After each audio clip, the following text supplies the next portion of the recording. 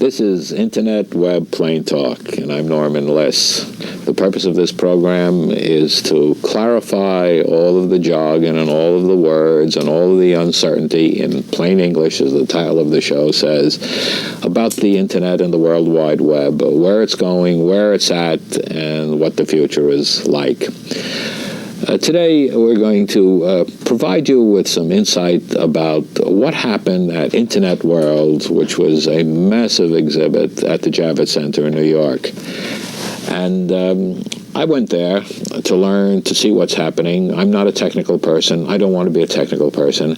And I went there with Nechis, who I've known for some time, retired from IBM after 30 years there, and is now a consultant on the management and marketing of the Internet. And Mal and I wandered through, talked to people, looked at things, brought some material back, and today we're going to talk about what we saw and what we learned and what it's all about. Mal, for me, I have to say that going to Internet World crystallized a lot of my thinking. It made me see where it's at, where it's not at, what people are doing, and what's happening. So the overall impression that I got is that miracles are happening, but the key to it, if I can sum it up, is most of the people said to me, not yet, not now. How do you feel? You come from a different perspective than I do. True. First of all, it was such a large and diverse show that neither of us could cover the whole show in a single day. In fact, there was a whole floor of exhibits that we never even got. That's true. But I don't think that anything that we saw would have enhanced or added to, because I certainly wasn't interested in knowing the latest techniques. I was interested in seeing what the overview was, what is happening in the field, and what it means to me and what it could mean to my viewers. Yes. And in fact, without that kind of understanding, without a roadmap, if you will, it would be very easy to be confused or even overwhelmed, given the size of the show and the number of offerings and the number of participants. In addition, much of what we saw was really focused on business-to-business kinds of activity or vendor-to-vendor relationships. And so, as a result, there was a lot of talk and a lot of jargon and a lot of hype that would have been of no value, in fact, only confusing to a general user. Now, you noticed that many times when you were talking to one of the exhibitors that I walked away because they were talking jargon. Absolutely. And it was like they were talking a foreign language to me, and I couldn't understand it, therefore it didn't hold my interest. And when they started to talk in a practical sense, I came back. But even there were times in which you and I would say, could you say that in English? Yes. There you are doing jargon again. Almost impossible for that group, given the setting that they were in and the audience that they were trying to appeal to actually speak in English or to focus on that one. But nevertheless, I think I came out the same place that you did, and that is there are real miracles happening. If I looked at the investment in and the progress made by the technology, the tools and the techniques and the technology in the last year, it's absolutely amazing. We saw things on the floor there that weren't even in anybody's imagination a year ago. And yeah, but Mal, just to take that a step further, but they existed now, but that not yet, not now was still there, even though the technology or the ability to do wonderful things exist, the application did not make any sense. Absolutely. And that's the second part of it. Although the tech tools and the techniques and the technology have moved ahead, the uses of, the solutions provided by that have yet to emerge in any great sense. There are individual solutions. There are subsets of solutions, which we call applets, okay? Kind of a cute term. But they're really... Applets and pixels, those are two words that I don't never want to hear again because they don't make any sense to me. Well, they're small pieces of a solution, subsets of a solution. Think of it in terms of an automobile. The reason the manufacturer can produce an automobile is that he knows that a braking system is something he doesn't have to go and invent. It's a subset.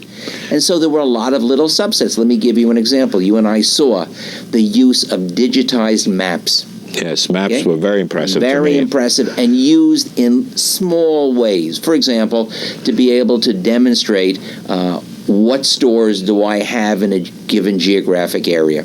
okay, so that I could look them up, not only see the address and the phone number, but I could actually see them on a map and say, that one's probably closer to me. But we know, and maybe this is a refinement of this, that if you go to a site called MapQuest or several of the others, and you put in an address, they will also give you the opportunity to find out stores in the area, sites to see in the area, hotels in the area. So there's a very, very good practical application that's very useful to people who are on the web to get information. Certainly being able to get from point A, from your house to point B, your daughter's house, and getting the triptych, as you put it, they're all written out for you, is a very, very valuable asset. But there are manifestations of that The flip side was that I, as a vendor, would like you to see the map of Westchester County and see all of the stores that carry my product shown on a map in addition to the name and address and phone number. So a small subset, if you will, an applet that I think are beginning to happen. Directories of various kinds. Yes. Very small applications, small tools that become useful later on. But in terms of final solutions, just beginning to happen. And I think the answer that you got and that I got, not right now, is essentially the totality isn't there now. But the elements the pieces are there. But the elements are there. Yeah, I was impressed, or not impressed. The companies that were exhibiting spent enormous sums of money, had little theaters set up where people could see demonstrations in 10 or 15 or 20 chairs, and they were so close to each other. So if you stood in one place, you could hear 3 or 4 different people at the same time on their amplified voices, all talking. Sure. It was like Babel. It was like Babel. And not knowing the jargon as I don't know it, for me, it became more incoherent. Well, again, that's why that roadmap is necessary. And the roadmap is in part that this was a vendor-to-vendor, vendor-to-large organization. They learned so much. So many people said that to us. We're here to learn because they're seeing what other people are doing, and they're learning for that. I also discovered one thing that I thought was very interesting.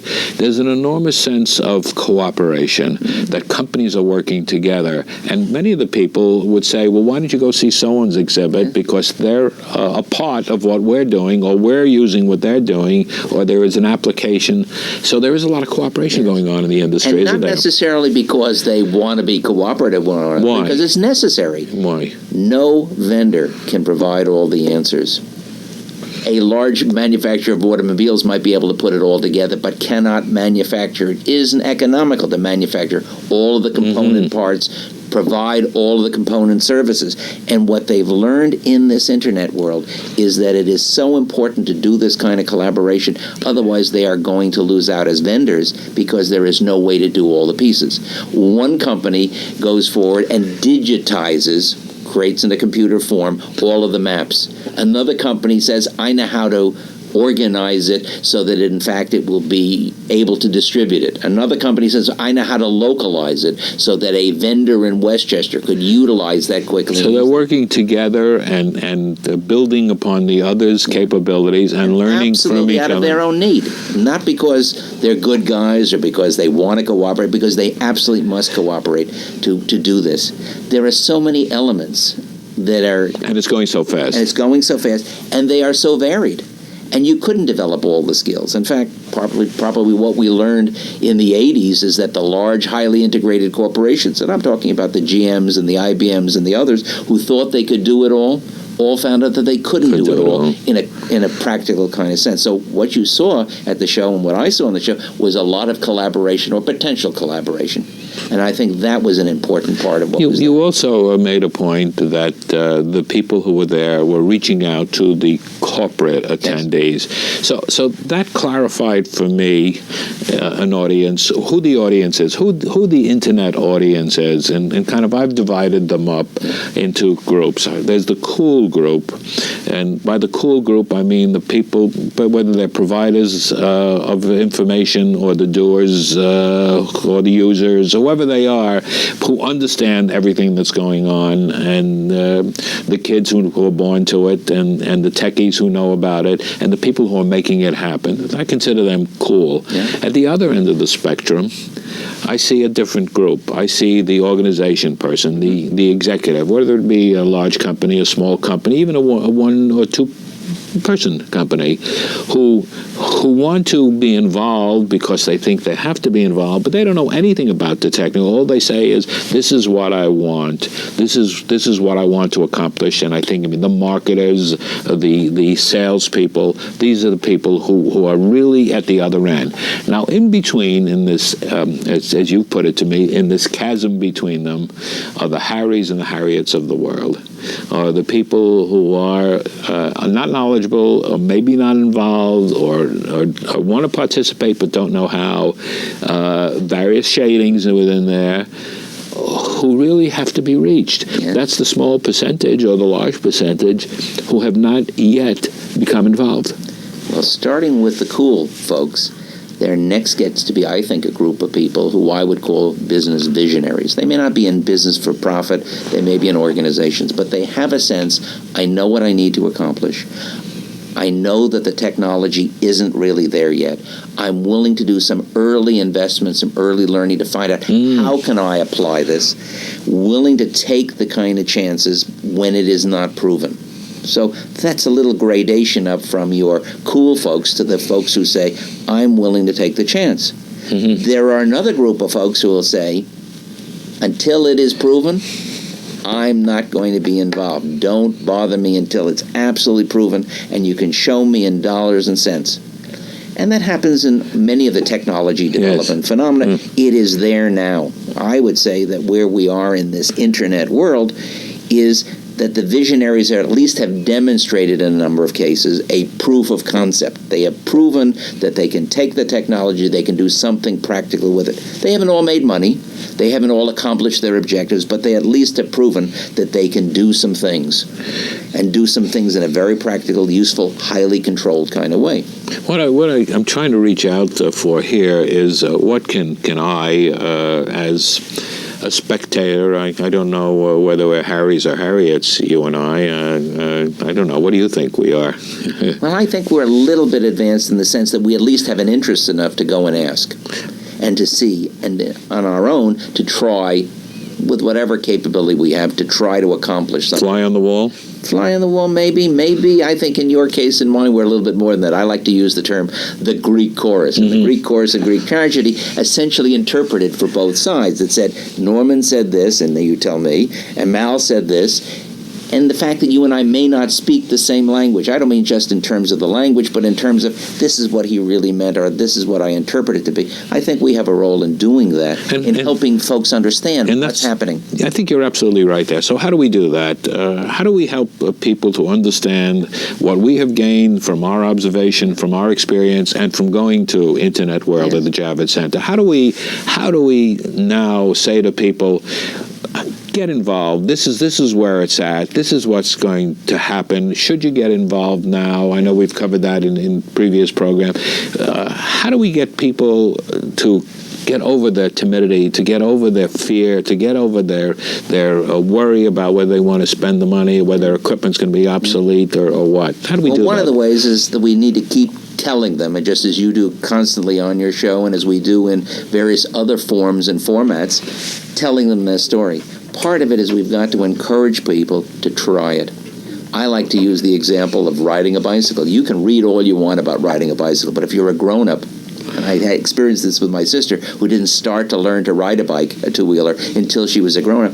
You can read all the articles you want. You can have all the lectures and the pep talks, but you must get out and do it. You must experience it. And when you do, it will work for you. There are a few bumps and scrapes along the way, but you must do that. And you and I have done that as well. We have encouraged friends, business partners, others, get out and get a try. Yes. But another piece that I like to try to spend some time in is to try to get folks to think like those visionaries, to think about what is it you want to accomplish. How do you know what's involved in getting that to work well for you? Putting the technology aside, what are the tools of your business that are necessary to make that happen? How will you recognize success or partial success? What is the audience? I mean, you've taught me this over and over again. What's the audience? What's the message? How do you get that message across to an audience in a new environment, in a new medium. How do you get people to come? How do you get them to come? How do you get them to come back? And how do you get them to do what you want them to do? And you have to learn those sets of things. And so what I like to do with clients is to try to get them started along that process that begins that kind of learning. Because for each of us, for each medium and each time, there is that new learning process. You know better than I, when you started off in television, you didn't start off as an instant success. You had to learn some things. Or in public relations, you had to learn some things. This is the learning time. This is the adolescence time for internet and the web and the intranets and other things. But one of the things that became clear to me was how easy it is for people who are not on the internet to get into it and learn at no cost. Yes. That's absolutely all you need is a computer and a modem, and there are people out there who are dying to get you to try their services at no cost, and you can actually go from one to the other to the other. I just picked up this batch of CD-ROMs from various organizations, America Online, CompuServe, AT&T. These are all offered free, and they give you free hours. If you're an AT&T client, you get 5 hours a month for a year. Free. Yes. Costs you nothing. That's one way to get started. But as you and But you're learning while at someone else's expense. And you have all you need is a computer and a modem. But there are folks who you know who should be in this world who are yet not willing to get even on the beginner slope of the ski slope. And for them, where you started and when many of our colleagues started is that most of the libraries here in Westchester have that capability. The research librarians in those libraries know how to get you started. You need to get started. Absolutely must get started, and then things will begin to happen. On the other end of the spectrum... But you've got to play with it, and you've got to do it. I went there to this huge event expecting to be overwhelmed. I wasn't. I found things at my own level. Yes. I found that a lot of things that I didn't know, I learned. Yes. And that's that learning curve. Yes. This is the time to learn. You've begun working through the learning curve, so a lot of things that could have been confusing or overwhelming were not as. You also learned, through your own experience, to be selective. To say of certain things, those are just of not interest to me. That's just another little widget. Well, I didn't understand it. But you didn't need it, okay? If you needed it, if it were critical to what you needed to do to be successful in your life, your profession, your organization, or your client's organization, you would have found a way to master it or found somebody else who could master it. And that's another thing that was clear to me. There are a lot of folks there who know a lot of the techniques and the technologies that are available to help if that's what I need. But what I find is really a problem is that the first question is, what is it you want to accomplish? Yes. And can we state that clearly so that somebody who is going to help you can, in fact, help you? Yes. And that's the first fundamental problem.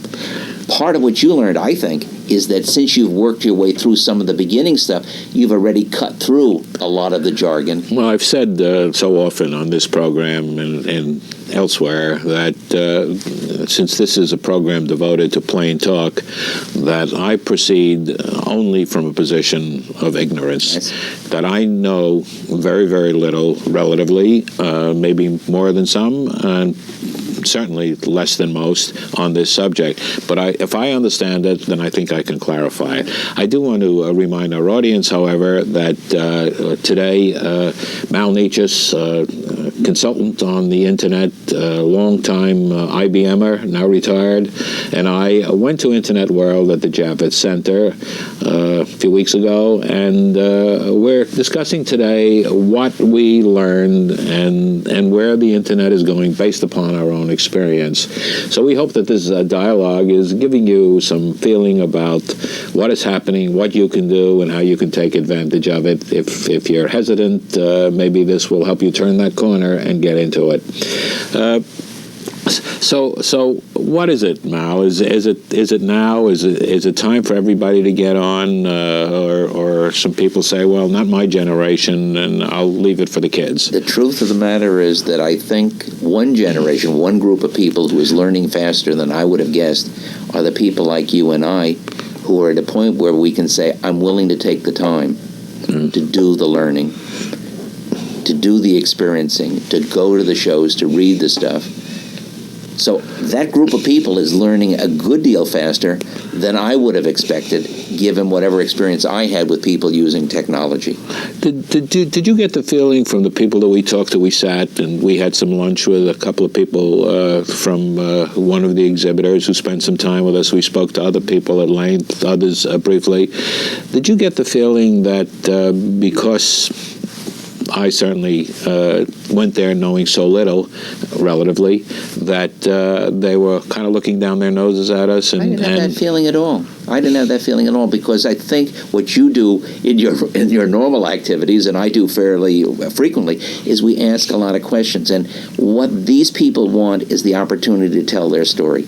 Now, some of the times we had to bring them up a little short and say, you're talking jargon, say that in English.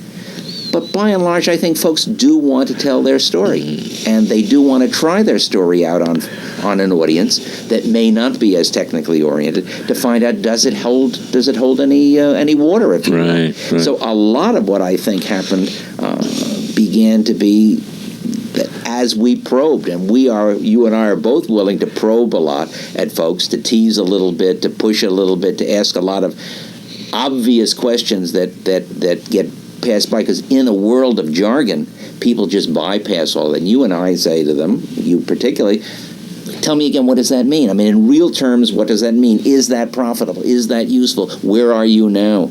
Can anybody learn to do that? Mm-hmm. And people at some points would say initially, oh, this is the most wonderful, terrific thing. If you don't do it instantaneously, the ship will have left the port and you'll be lost. And others said to us finally, no, there's still a lot of development to do, but that's because you and I have the willingness to push on that. One of the things that I noted is almost everyone has an email address, not necessarily a website, although most of them do, but email is here and now and exists.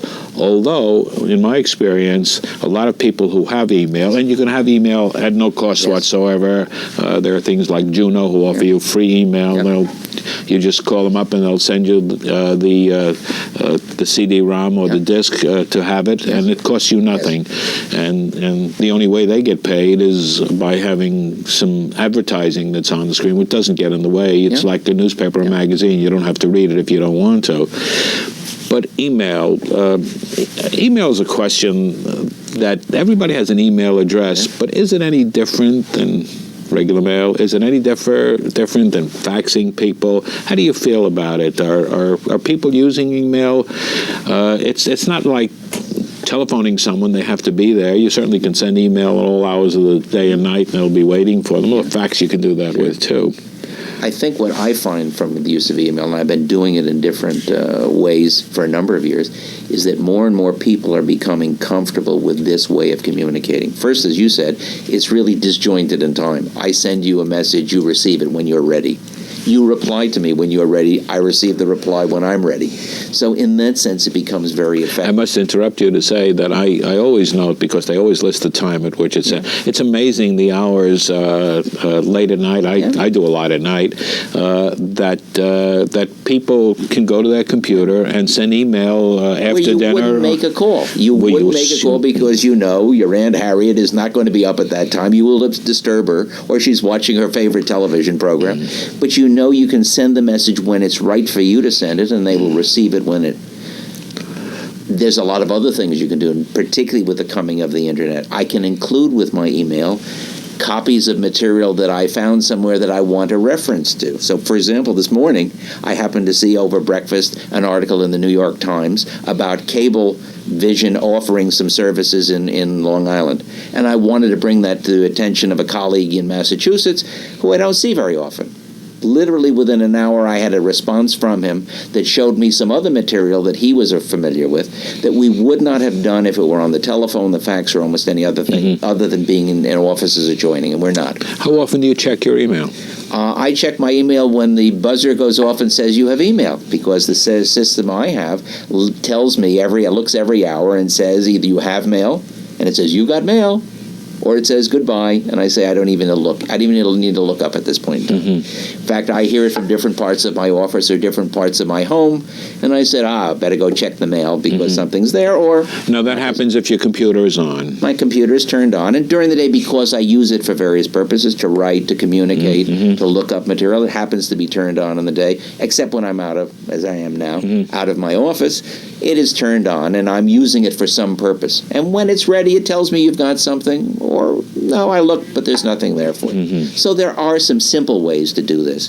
But what happens is, for those who are at least comfortable with email, is there becomes a fairly rapid way of communicating, a fairly rapid way of responding, and equally important, you begin to develop a style that is unique to email that says, I don't need to tell you everything because you and I have already had the discussion. I don't need to go through the full preamble.